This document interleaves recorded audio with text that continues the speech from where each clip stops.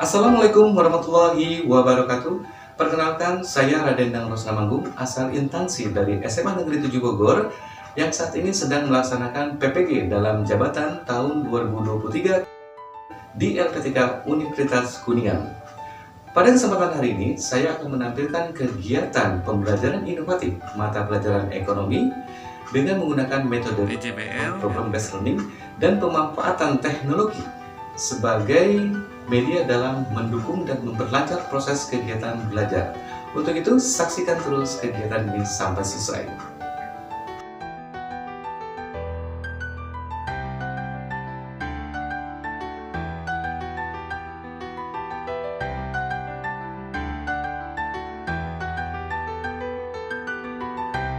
Assalamualaikum warahmatullahi wabarakatuh. Waalaikumsalam warahmatullahi wabarakatuh. Oke, bagaimana kabarnya anak-anak hari ini? Alhamdulillah baik. Alhamdulillah baik ya. Untuk absensi gimana? Apakah jauh lebih baik dari minggu-minggu kemarin? Alhamdulillah sekarang banyak yang nggak masuk. Banyak yang nggak masuk ya, banyak yang sakit.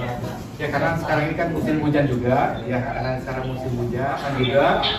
Semoga teman-teman kalian yang sakit ini ya semoga cepat sehat dan bisa bergabung dengan kalian untuk belajar di sekolah. Oke ya, kalau untuk pikir gimana, sudah berjalan dengan baik pikirnya? Sesuai dengan jadwal ya? Iya. Iya, kalau kelas itu bersih, ya kalau kelas itu bersih terus kalian juga berpakaian rapi, itu akan terciptanya kondisi situasi untuk belajar lebih nyaman lagi ya. Iya. Nah, agar pembelajaran ini lebih bermakna, mari kita berdoa dulu menurut agamanya masing-masing. Silakan dipimpin oleh ketua kelasnya. Mulai, mari kita berdoa sesuai kepercayaan masing-masing. Berdoa dimulai.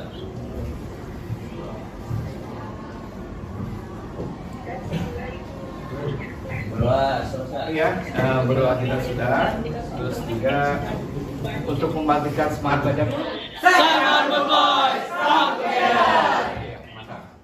Oke, nah untuk pada kesempatan hari ini, ya, Bapak akan menerangkan tentang bab baru, yaitu tentang apa? Tentang terbentuknya keseimbangan pasar dan struktur pasar. Nah, tujuan dari pembelajaran hari ini atau kompetensi dasarnya adalah kalian mampu mendeskripsikan terbentuknya keseimbangan pasar dan struktur pasar. Kemudian yang kedua, kalian mampu menyajikan hasil pengamatan dan analisis tentang perubahan harga dan juga kuantitas keseimbangan pasar. Oke, sebelum itu, Bapak ingin tanya dulu nih, untuk kemarin kita sudah belajar tentang bab apa? Tentang kegiatan ekonomi. Nah, sekarang Bapak pengen tahu nih, yang disebut sebagai pelaku ekonomi itu siapa aja? Oke, kemarin. Nah, untuk hari ini kita coba perdalam, yaitu tentang terbentuknya keseimbangan pasar dan struktur pasar. Ya, dimana pembahasannya tadi sudah Bapak sebutkan. Nah, sekarang kalian harus mengetahui dulu dasar-dasar tentang pengertian. Apa tentang pengertian dari permintaan? Apa yang dimaksud dengan permintaan? Ada yang tahu? Permintaan itu adalah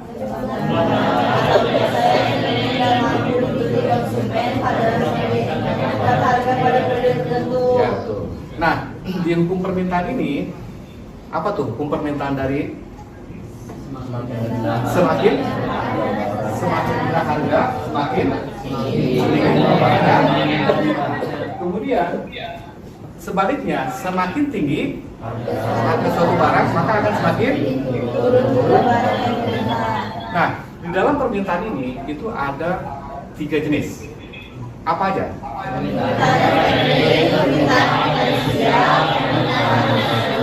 Oke, permintaan efektif artinya apa? Permintaan yang misalkan kalau kalian ke pasar ya beli bahan pokok ataupun beli cabai itu pasti akan dibeli. Nah, kemudian yang kedua adalah permintaan potensial. Permintaan potensial itu apa? Ya, biasanya kalau ada pameran mobil di mall, emang sih belum tentu untuk dibeli, ya. Tapi setidaknya itu menjadi modal, ya, nanti untuk berpikir dulu nih untuk beli, ya. Tapi setidaknya kita bisa mempromosikan produk kita. Kemudian yang ketiga yaitu permintaan absolut. Permintaan absolut. Permintaan absolut itu permintaan yang transaksi. Jadi datang ke mall itu hanya pengen lihat-lihat aja, itu maksudnya, ya. Kemudian ada faktor-faktor dari permintaan, di antaranya adalah yaitu harga pada kemudian apa lagi? Kemudian jumlah penduduk, ekspektasi. Maksudnya ekspektasi itu gini, misalkan harga emas di tahun depan ini akan naik. Jadi kalian sudah beli dulu nih mas, itu disebutnya ekspektasi, ya, ekspektasi. Nah, dari permintaan kalian sudah tahu apa ininya. Nah, untuk kurva permintaan itu berbentuk miring dari kiri atas ke kanan ke bawah, dan dia berslop negatif. Ya. Nah, di sini kalian bisa lihat permintaan kalau harganya 10.000, ya, ternyata jumlah yang diminta barangnya hanya 10.000. Maksudnya seperti itu. Sekarang Bapak akan menayangkan sebuah video, ya.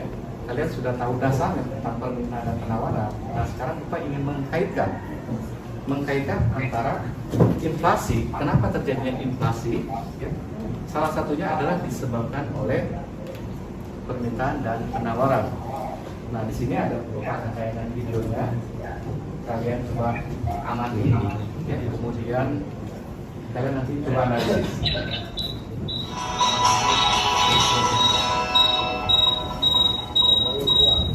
Halo semua, ketemu lagi sama aku Luna. Selamat datang di channel Ngomongin Uang.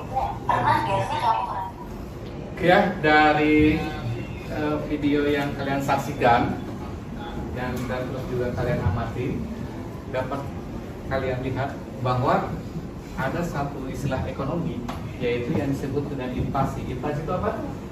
Fenomena kenaikan. Sekarang ini Bapak akan coba menggunakan model pembelajaran project based learning, yaitu berarti kalian harus membuat sebuah karya atau produk dengan cara berkelompok, nanti mengerjakannya secara berkelompok, ya. Itu harus hasil dari analisis itu kalian buat dalam bentuk produk atau karya, bisa berbentuk apa? Canvas, PPT maupun video. Itu Bapak kasih kebebasan. Tapi sebelum itu silakan kalian untuk kembali ke kelompoknya yang sudah Bapak buat di minggu lalu. Ya, silakan Bapak kondisikan kalian untuk kembali ke kelompoknya Mas.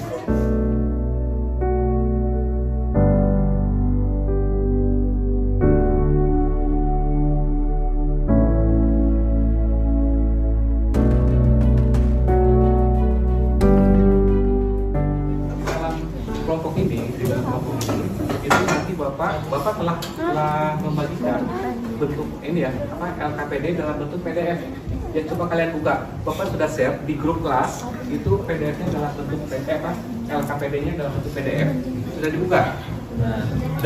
Nah, di dalam LKPD itu sudah ada ya, sudah ada cara pengerjaannya. Kalian bisa lihat nih, ya, di monitor ini bisa lihat seperti apa. Kemudian nanti ini sebagai selain untuk menilai pengetahuan, juga sebagai panduan, ya, sebagai panduan dan acuan kalian untuk mencari literatur tentang inflasi yang disebabkan oleh permintaan dan penawaran. Nah, nanti dalam penilaian itu ada 3 aspek. Apa aja sih yang dinilai yang kalian tahu? Pertama adalah sikap, kedua pengetahuan, kemudian keterampilan. Nah, untuk sikap, nah, di sini Bapak menggunakan satu strategi mapping assessment, ya. Jadi di dalam LKPD kalau kalian scroll ke bawah itu ada jurnal. Tujuannya untuk apa? Kalau Bapak menilai sikap kalian masing-masing kayaknya nggak keburu ya. Jadi Bapak memberikan jurnal di dalam LKPD itu untuk dinilai sesama teman kalian. mungkin teman ini rajin, teman ini mau mencari, teman ini mau kerjasama, atau teman ini pengennya santai mulu gitu. Ya di situ ada 6, karena kelompok kita kan ada 6 ya, anggotanya ada 6. Anggotanya ada 6. Terus nanti kalian saling menilai untuk masalahnya sikap itu untuk teman sejawat ya, teman antar anggota itu nanti kalian bisa lihat ya. Itu kalau kalian scroll tampilannya nanti dinilainya adalah ketika kalian presentasi. Ya, yang satu membuka, yang satunya menulis, yang satunya menjawab. Juga bagaimana kalian menanggapi pertanyaan-pertanyaan yang diajukan oleh teman-temannya. Itu untuk penilaian keterampilan. Oke ya? Siap? Oke, Bapak kasih waktu 25 menit untuk mengerjakan.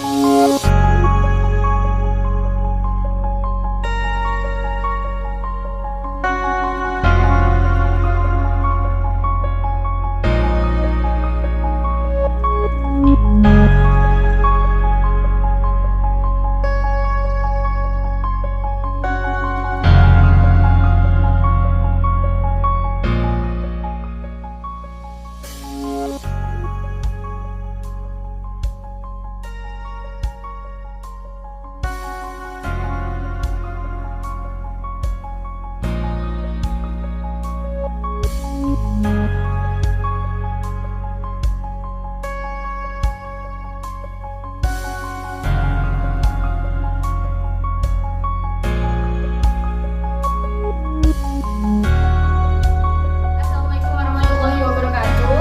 Waalaikumsalam warahmatullahi wabarakatuh. Kami di sini mau mempresentasikan tentang inflasi. Sebelumnya, perkenalkan, aku Cindy Aurelia Reini. Perkenalkan, nama saya Nur Aziza Yasi. Aku Ananda Dwi Zahra. Nah, kita mulai. Apa sih inflasi itu? Inflasi itu kenaikan harga atau barang umum dan terus-menerus dalam jangka waktu tertentu. Nah, kebalikan dari inflasi itu disebut deflasi.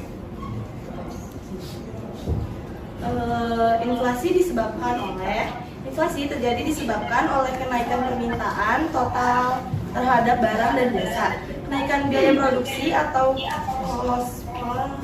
inflation. Kenaikan biaya produksi menyebabkan barang yang ditawarkan mengalami kenaikan harga, meningkatnya jumlah uang yang beredar dalam masyarakat atau money in.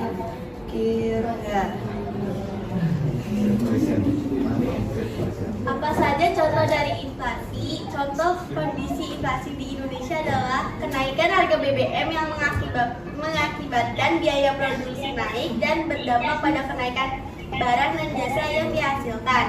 Kenaikan harga beberapa komoditas seperti telur, cabai, dan daging ayam juga berkontribusi terhadap terjadinya inflasi di Indonesia. Kita buka sesi tanya jawab. Ada yang mau bertanya? Bisa Dari kelompok mana? dijawab. Fikri? Kelompok 3. Satu dulu ya. Dibatasi 3 ya? 3 pertanyaan.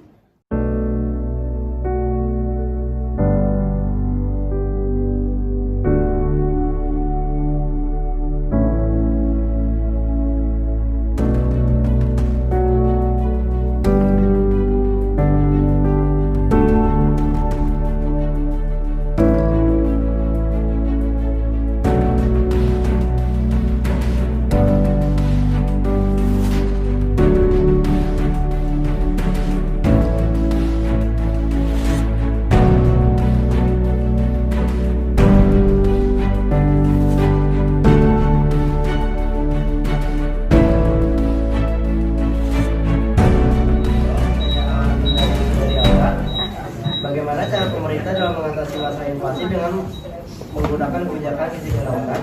Untuk mengatasi masalah tersebut, pemerintah menjalankan kebijakan segi penawaran, yaitu melakukan langkah-langkah yang menurunkan biaya produksi perusahaan-perusahaan. misalnya dengan mengurangi pajak ke atas bahan mentah atau menetapkan harga bahan mentah dan menggalakkan perkembangan teknologi. Nah, dari pembelajaran kita hari ini, berarti kita dapat simpulkan bahwa inflasi itu apa artinya? Adalah kenaikan harga. Apa penyebabnya? Penyebabnya adalah permintaan penawaran, kemudian meningkatnya biaya Produksi, kemudian jumlah uang beredar, dan juga barang impor. kemudian bagaimana cara mengatasinya? Yaitu dengan Cara apa?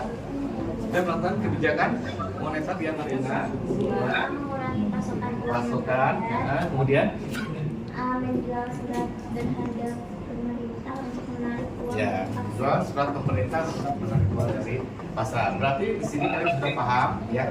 Kalian sudah paham. Nah, untuk itu Bapak akan melakukan pretest sebagai tujuannya adalah untuk mengevaluasi sejauh mana kalian memahami materi permintaan dan penawaran, ya. Itu dalam bentuk bisnis. Bapak sudah share linknya, itu ada dua link yang Bapak share, yaitu link bisnis dan link GoPop. Nah, untuk yang bisnis, nah ini adalah tentang evaluasi untuk pembelajaran hari ini. Ya silakan kalian coba buka dulu, kalian klik. Nah di sini kalian perhatikan yang membuat di sini adalah bisnis. Ini setiap soal kita setiap soal ini Bapak kasih waktu 1 menit untuk kalian berpikir dan mencari jawaban. Ya 1 menit, satu soal ke 1 menit. Nah di sini ya. Nah di sini ada 4 pilihan. Kalau di bisnis itu ternyata hanya 4 pilihan. Hanya 4 pilihan ganda. Kalian pilih salah satu. Nah di sini ya. Nanti ya. Nah pokoknya satu soal itu ada 10 soal. Ada 10 soal. Jadi waktunya kalian adalah 10 menit. Silakan untuk dikerjakan. Nanti untuk hasil rekapannya itu nanti akan berpasang nanti malam. Kasih waktu 10 menit.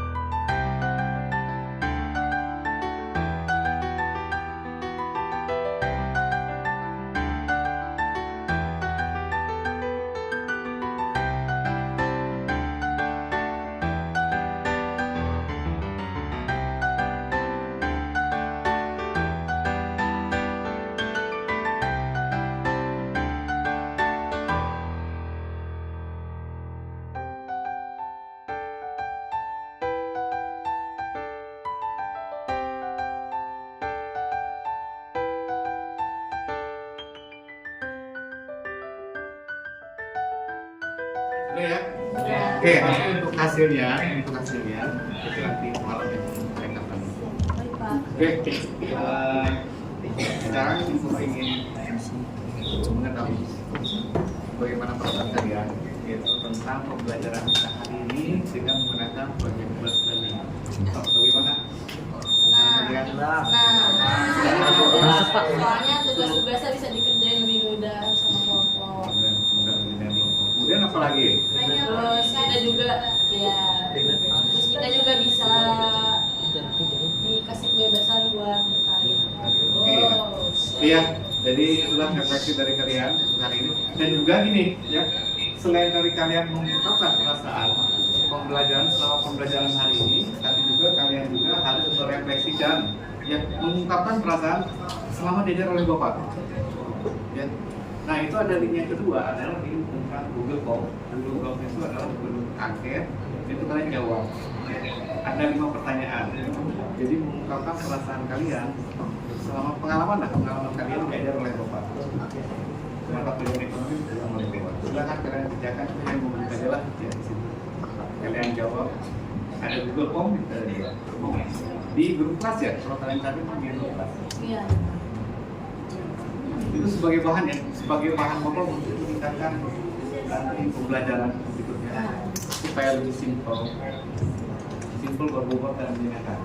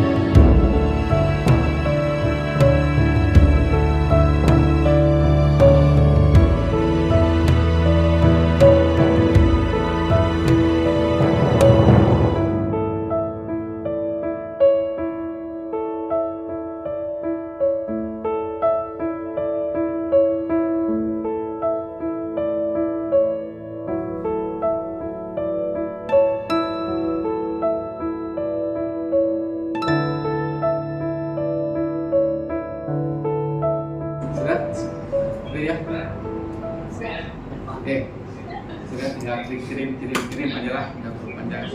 Oke ya, kalau perhatikan lagi ke depan, kalau perhatikan. Jadi untuk minggu depan itu tidak ada materi, kalian sudah mulai ulangan. Ya, Bapak harapkan kalian belajar dan belajar. Karena kepercayaan diri itu tumbuh karena apa? Karena kita sering belajar, sering berlatih dan mencoba. Itulah timbul kepercayaan diri. Oke. Terus juga Bogor sekarang sudah menunjukkan jati dirinya sebagai kota hujan, ya, jaga kondisi dan kesehatan, jangan lupa bawa payung dan jas hujan. Kalau yang tidak bawa, ya, kalian tunggu dulu reda, tunggu hujan reda dulu, terus juga dikonfirmasi ke orang tua kalian bahwa kalian masih ada di sekolah. Itu aja ya. Oke ya. Oke, Bogor sudahi pembelajaran hari ini. Terima kasih atas perhatiannya. Mari kita berdoa dulu sebelum bubar supaya kita diberikan keselamatan dan jalan. Yuk, silakan dipimpin oleh ketua sebelum kita berdoa